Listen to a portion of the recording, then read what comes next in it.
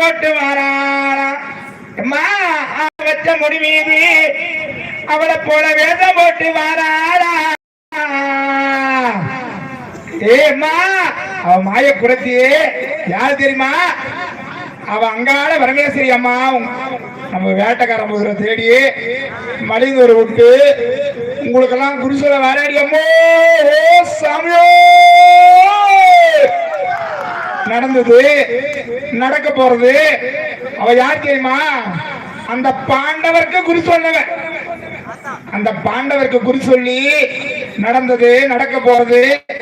எதுவா இருந்தாலும் உன் கையை நீட்டுங்க உங்க கையை நீட்டுனீங்கன்னா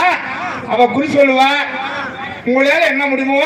அவ கூடையில போட்டு அவ காலை தொட்டு கும்பிடுங்கப்பா